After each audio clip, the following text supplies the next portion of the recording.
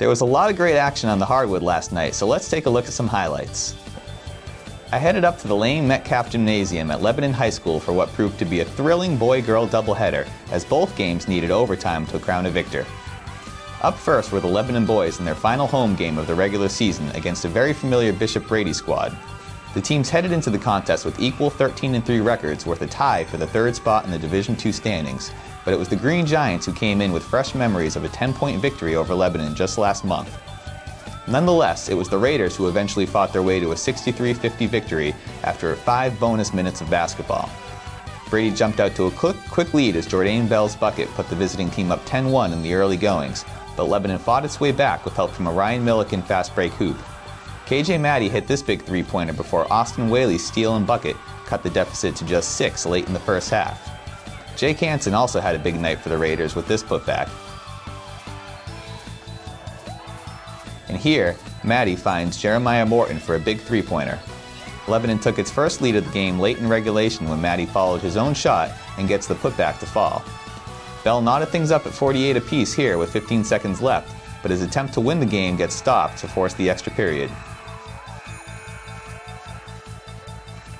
Once in overtime, Milliken's drive to the hoop gave the home team the 50-48 edge before Hansen's block on an attempt from Bell all but sealed the deal. The win now has Lebanon in sole possession of third place with only tonight's game at Milford remaining.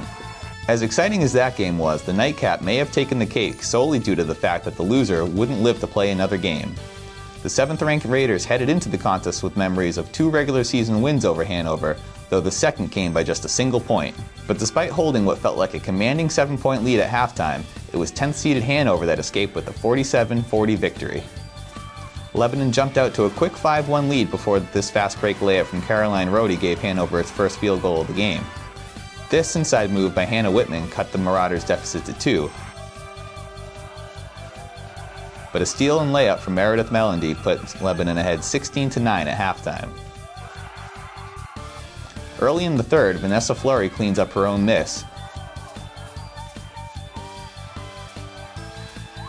but Hanover was quick to answer as senior captain J.J. Daniel hit this three-pointer. Katie Laramie showed her skills with this spin move and bucket, but it was Daniel's buzzer-beating putback that brought the visiting fans to their feet as it cut Hanover's deficit to 6 heading into the fourth. Lindsey Clark's score on the fast break early in the fourth put Lebanon ahead 30-25, before Whitman's bucket here pulled Hanover to within 1. A nice hustle play from Mellandy and a pass to Jocelyn Wainwright put Lebanon back ahead by 3. But with 40 seconds left in regulation, Emma Riccardi converts on this inbounds play to once again cut Hanover's deficit to 1. After a timely steal, Carolyn McGurin found Whitman to put Hanover ahead 35-34, but with 15 seconds left, Kendra McDonald was sent to the free throw line where she converted 1 to tie things up and force overtime. It was all Hanover in the extra period, however, as a steal and layup by Daniel and the inbounds hoop from Whitman clinched a 6-point victory and tripped to round 2. Now let's take a look at our YCN scoreboard for some other results from around the region. Isaiah Chappelle finished with a game-high 35 points last night, but it wasn't enough to lead 11th-seeded Sunapee past 6th-ranked Groveton in its Division IV tournament opener. Mike Platt added 6 points for the Lakers, followed by Matt Tenney with 4. Down in Nashua, New Hampshire, the 9th-ranked Hanover boys hockey team was without its top 2 goaltenders due to illness, and 8th-seeded Bishop Girton was quick to capitalize on its way to a first-round win in the Division I tournament. Gabe Loud finished with 28 saves for the Marauders in his first varsity start.